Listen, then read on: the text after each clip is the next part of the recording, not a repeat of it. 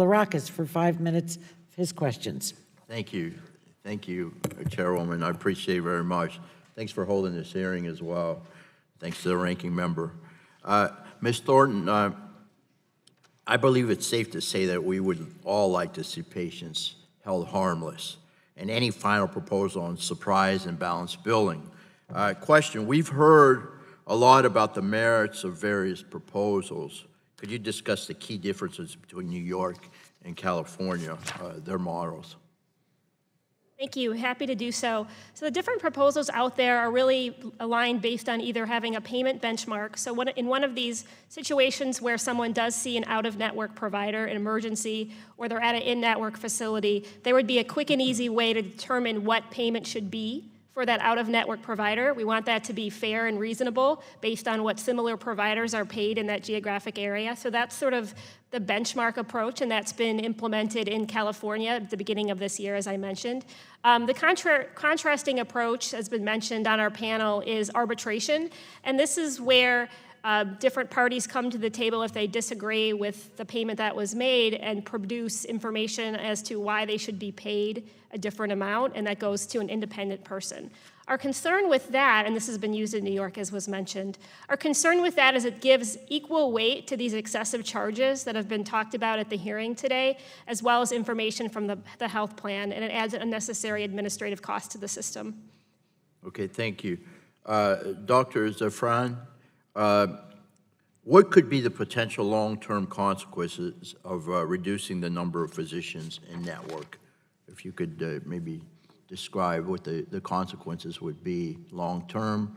I'll give you some time to elaborate too, because that's so important. Well, thank you. You know, access to care would be significantly affected. I mean, number one, first of all, when you're out of network, your cost sharing is much higher. So even though my charge or rate may be the same, the patient's responsibility for a deductible and copay is much higher in an out-of-network setting versus an in-network setting. So that right away would put the patient at a disadvantage. Again, there are costs to providing care.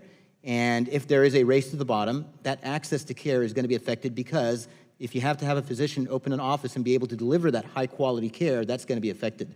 And again, from the standpoint of not a one-size-fits-all thing that I really want to talk about, we talked about opioids a second ago, and other types of things that provide high-quality care.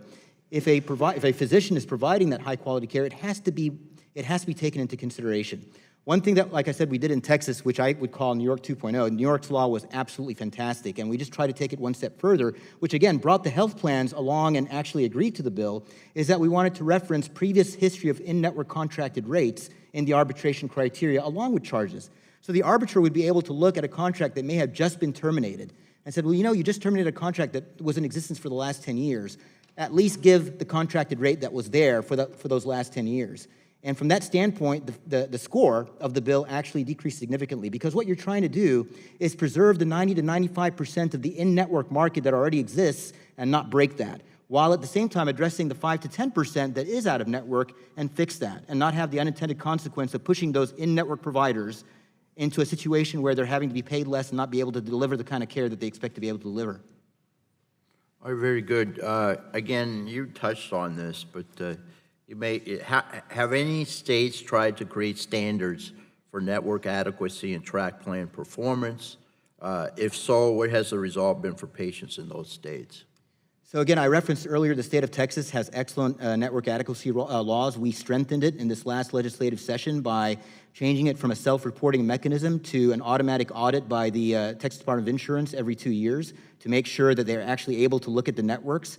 I gave the example of a year ago where one particular carrier essentially took all the anesthesia companies, and this is not one company, this is a variety of different companies, small groups, big groups, and put them out of network in existing contracts. And if it wasn't for that network adequacy law where the Texas Department of Insurance commissioner was able to hold that carrier accountable, the conversation between that carrier and the providers would have never happened. Because essentially they just refused to talk to the providers and say, you're out of network, that's it, we're at end of story. The network adequacy law basically forced them to create an adequate network again, and those conversations happened.